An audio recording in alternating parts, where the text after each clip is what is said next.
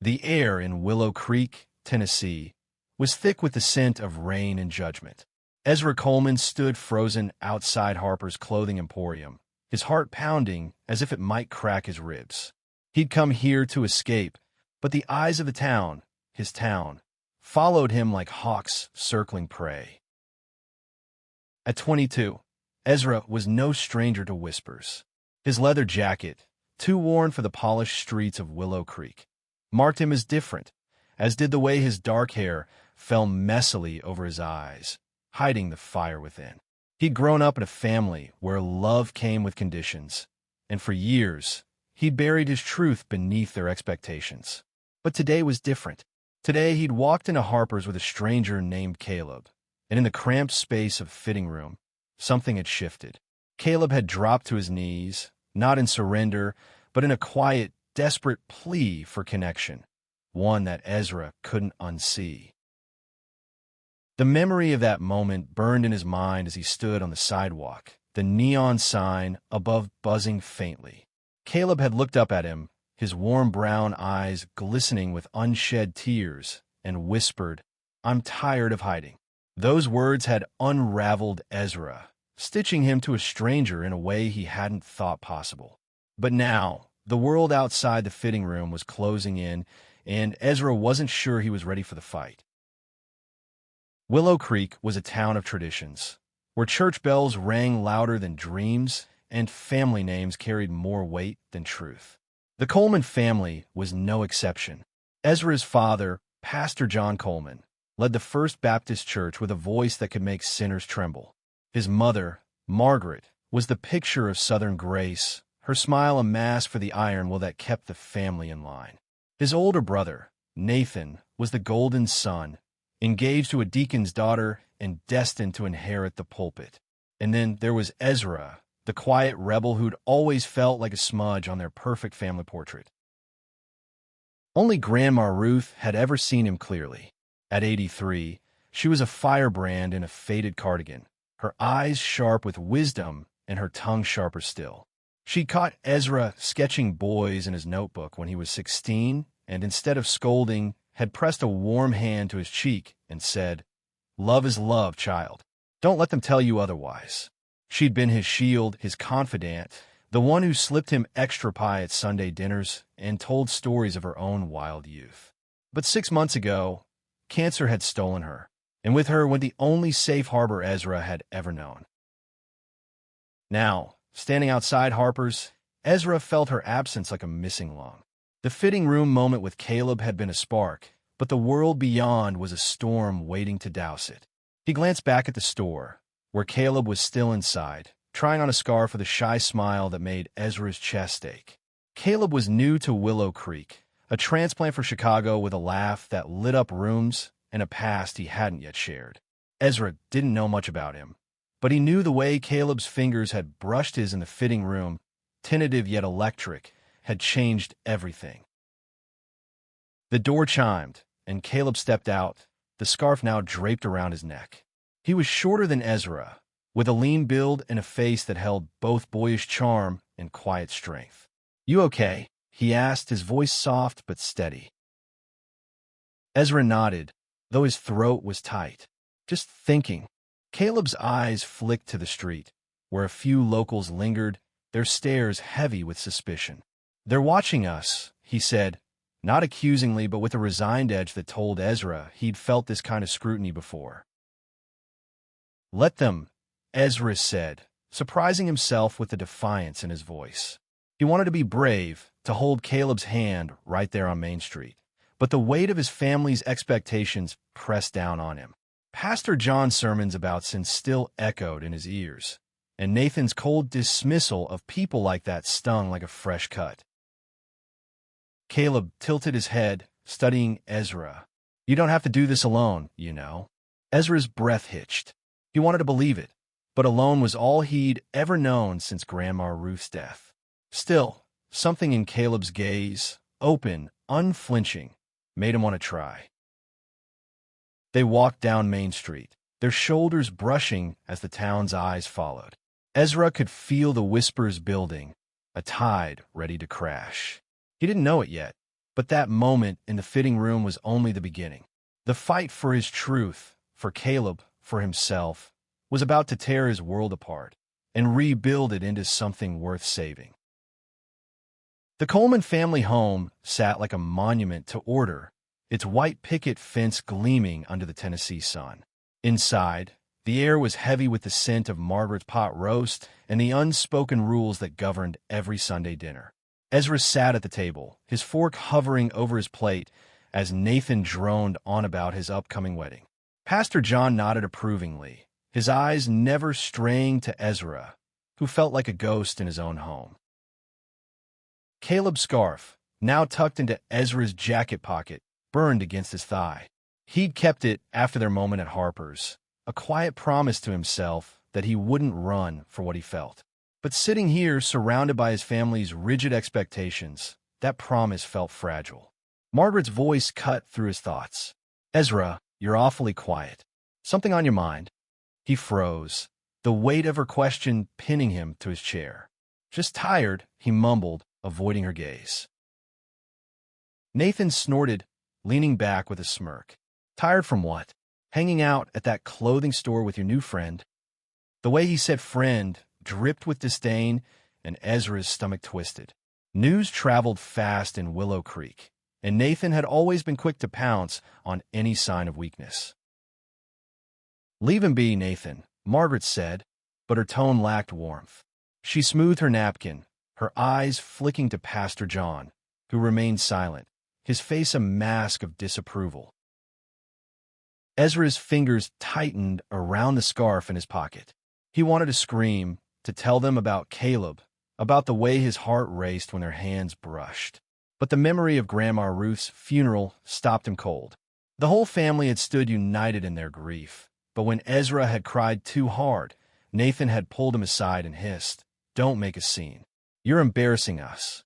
Even in death, Ruth's support had been a secret they'd shared, and now, without her, Ezra felt like he was drowning. After dinner, he escaped to the porch, the night air cool against his flushed skin. He pulled out his phone and texted Caleb. "Can we meet? Need to talk." Caleb's reply came quickly. "Park by the river. 9 p.m. The river park was a quiet stretch of green where willows dipped into the water, their branches swaying like whispered secrets. When Ezra arrived, Caleb was already there, sitting on a bench with his knees drawn up, the scarf now back around his neck. The moonlight caught his features, softening the edges of his jaw and highlighting the warmth in his eyes. "You look like you're carrying the world," Caleb said, patting the bench beside him. Ezra sat, his hands restless in his lap. "My family, they're not like your folks, are they?"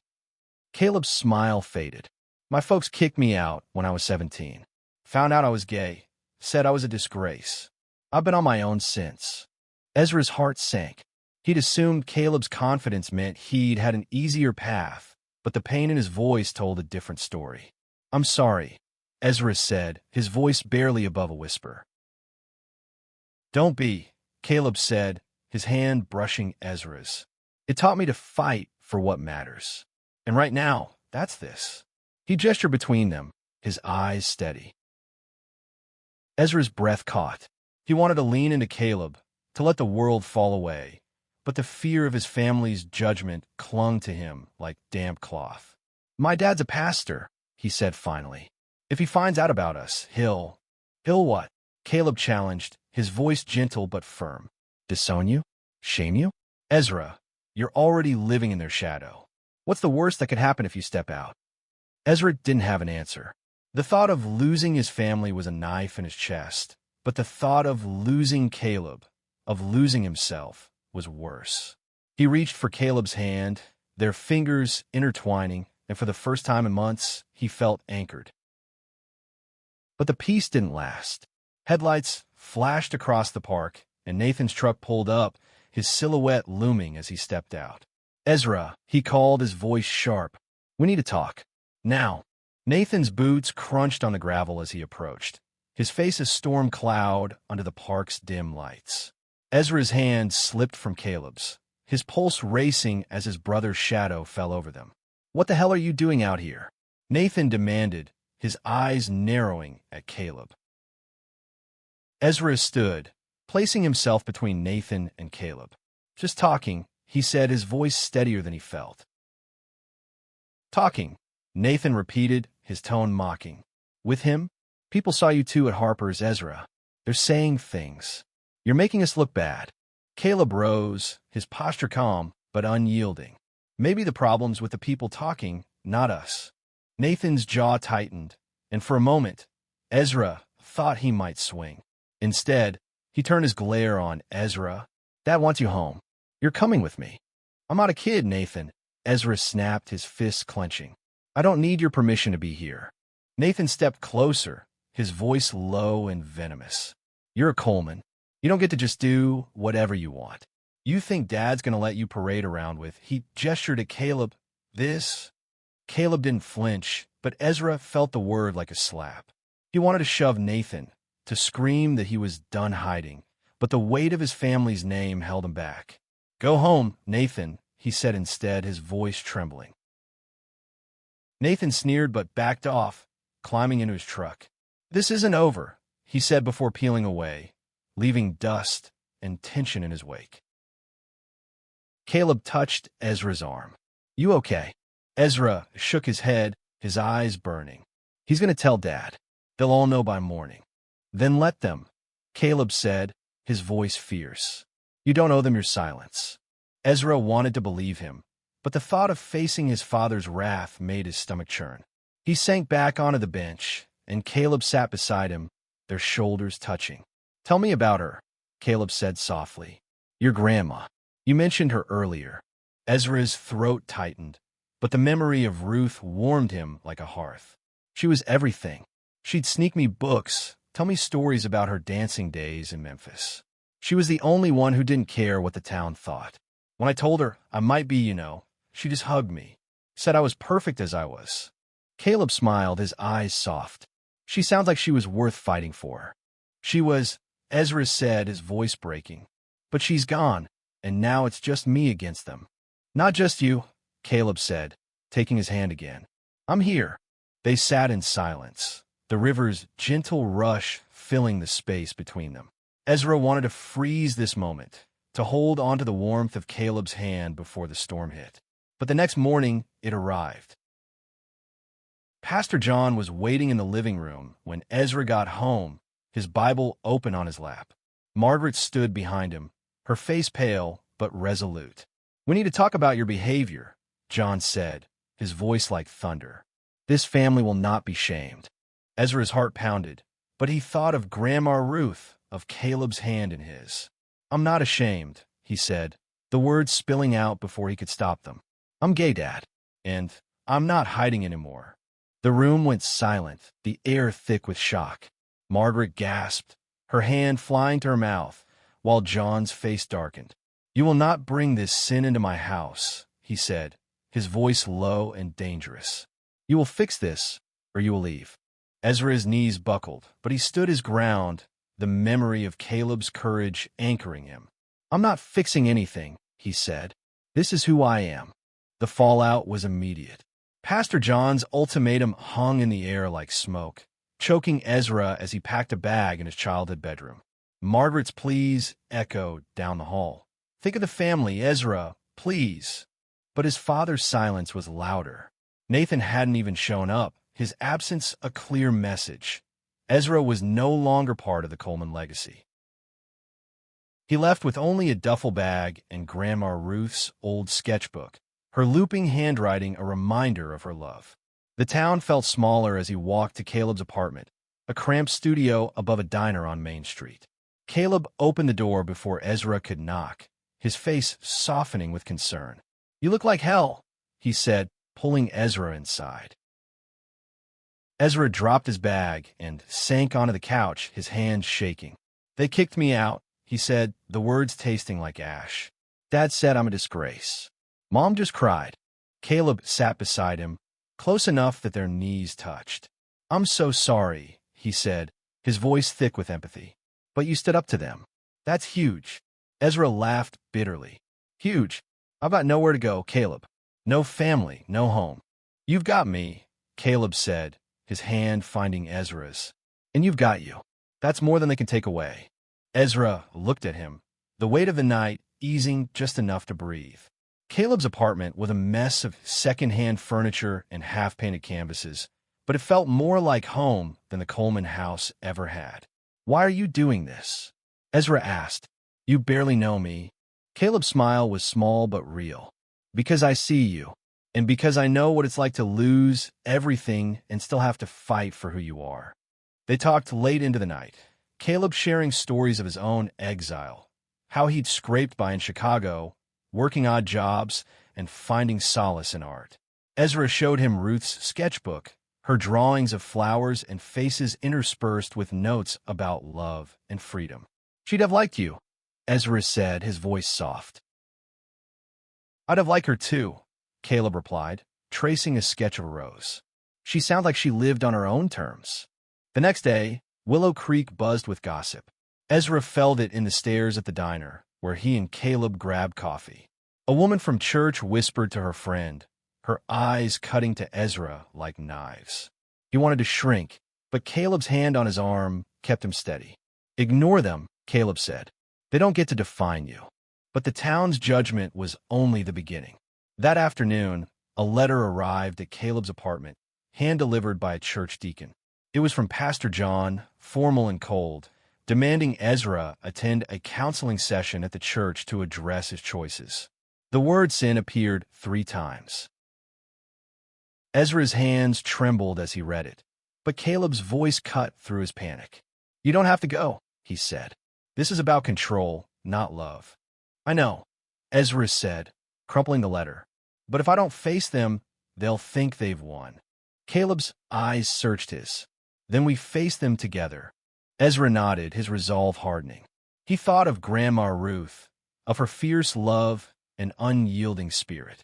She'd fought for him in life. Now, it was his turn to fight for himself. The church loomed in his mind like a battlefield, but with Caleb by his side, he felt ready to step into the fray. The First Baptist Church of Willow Creek was a fortress of stone and stained glass, its steeple piercing the Sunday morning sky. Ezra stood outside, his heart hammering as he gripped Caleb's hand.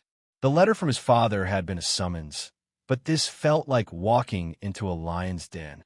Caleb's presence was the only thing keeping him from bolting. Inside, the pews were filled with familiar faces, churchgoers who'd known Ezra since he was a boy, now staring with a mix of pity and disdain. Pastor John stood at the pulpit, his expression carved from granite. Margaret sat in the front row, her eyes red but her posture rigid. Nathan was there too, his fiancée at his side, both avoiding Ezra's gaze. John began, his voice booming. We are here to guide a lost soul back to righteousness.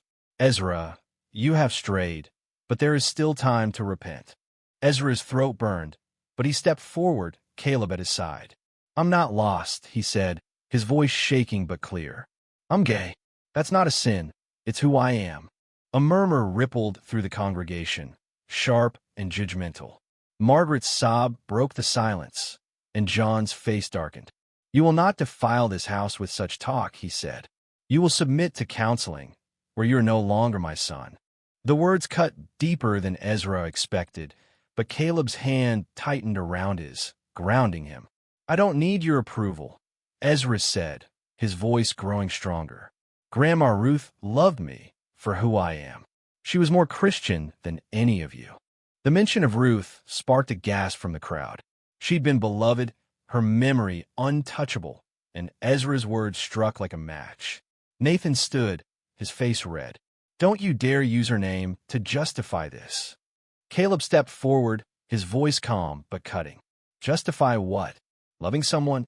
You're the ones twisting faith into a weapon. The room erupted in whispers, but Ezra felt a strange calm settle over him. He looked at his family, at the congregation, and saw not just judgment, but fear of change, of truth. He thought of Ruth's sketchbook tucked in his bag, and her words, "Love is love, child." I'm done hiding, Ezra said, addressing the room. You can keep your shame. I'm choosing to live. He and Caleb walked out, the church doors slamming behind them. The air outside felt cleaner, but the weight of what he'd lost pressed hard on his chest. Caleb pulled him into a hug, and for a moment, they stood there, two against the world. Back at Caleb's apartment, Ezra found a package waiting, an old box with Ruth's handwriting on it. Inside was a letter and a stack of her journals. The letter read, "Ezra, if you're reading this, I'm gone, but you're still fighting. These journals are my truth. Share them when you're ready." Ezra opened one, his hands trembling. Ruth's words spilled out, stories of her own forbidden love, a woman she'd met in Memphis decades ago, a secret she'd kept to protect her family. Ezra's breath caught. Ruth hadn't just understood him. She'd lived his truth. "We need to share this," Ezra said, his voice fierce. She wanted the world to know. Caleb nodded, his eyes bright with determination. "Then let's do it. For her. For you." Ezra and Caleb spent days poring over Ruth's journals, each page a revelation. She'd written of her love for a dancer named Lila, their stolen moments in Memphis jazz clubs, and the pain of letting her go to marry Ezra's grandfather. Ruth's words were raw, unapologetic, and laced with a defiance that echoed in Ezra's bones. She'd hidden her truth to protect her family, but in her final years, she'd wanted it told. They decided to publish the journals online, under a blog called Ruth's Truth. Caleb, with his knack for design, built a simple website, while Ezra transcribed the entries, his hands shaking with every word. The first post went live on a quiet Wednesday, a scanned page of Ruth's handwriting alongside Ezra's introduction. "My grandmother taught me to love without fear. This is her story and mine." Willow Creek exploded. By Friday, the blog had thousands of views, shared across social media by locals and strangers alike. Some called it a betrayal of Ruth's memory. Others, especially younger residents, left comments of support. "She was a hero," one wrote. "You're not alone," said another. But the backlash was swift. Pastor John called a town meeting at the church, denouncing Ezra for defiling Ruth's legacy. Nathan posted a scathing video online, accusing Ezra of lying for attention. Margaret stopped answering Ezra's calls.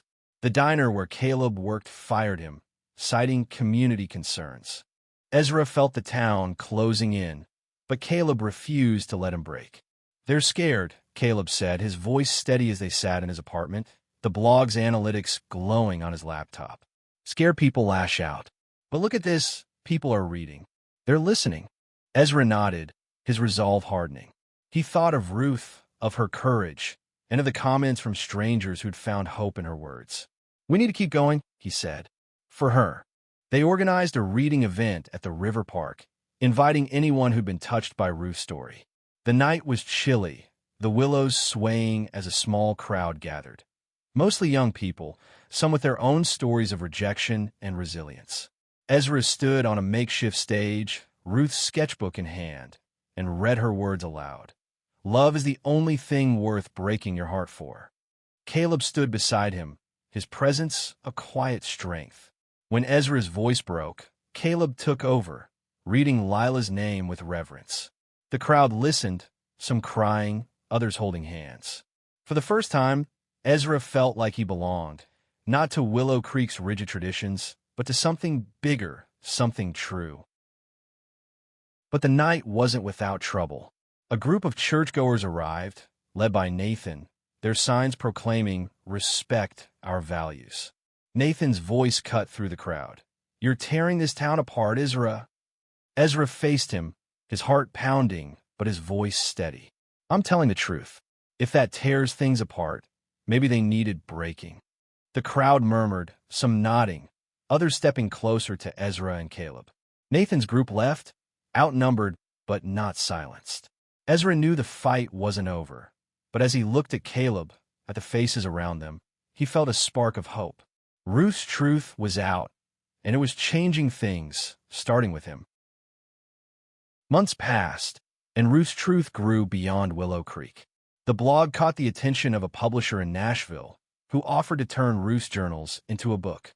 Ezra and Caleb worked tirelessly, editing and annotating, weaving their own story into the margins.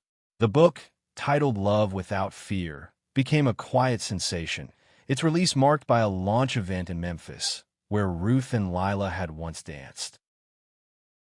Ezra stood at the podium, Caleb at his side, facing a diverse crowd of readers, activists, and allies. He spoke of Ruth's courage, of Caleb's unwavering support, and of his own journey from shame to pride. "This book isn't just my grandmother's story," he said, his voice steady. "It's for anyone who's ever been told their love is wrong." The crowd applauded, and Caleb squeezed his hand, his eyes shining. They'd faced hate mail, protests, and the loss of Ezra's family, but they'd also found a community, online, in Memphis, and even in Willow Creek, where a few brave souls had started a support group inspired by Ruth's words. Back in Willow Creek, the town was changing slowly. Pastor John's sermons grew quieter, his congregation smaller. Margaret sent Ezra a single letter, not an apology, but a tentative step. "I'm trying to understand." Nathan remained distant, but Ezra no longer needed his approval. One evening, Ezra and Caleb returned to the river park, the place where their story had begun. The willows were in bloom, their branches heavy with spring. Ezra carried Ruth's sketchbook, now worn from travel but cherished. "She'd be proud of you," Caleb said, his arm around Ezra's shoulders. "I think she'd be proud of us," Ezra replied, leaning into him. They stood there, the river rushing past, and Ezra felt a peace he'd never known. He'd lost his family, but he'd gained something greater, a life built on truth, love, and the courage to fight back. Ruth's legacy lived on, not just in her journals, but in every step Ezra took, hand in hand with Caleb, toward a future they'd carved for themselves. The stars above Willow Creek glittered, and for the first time, Ezra didn't feel their weight. He felt free.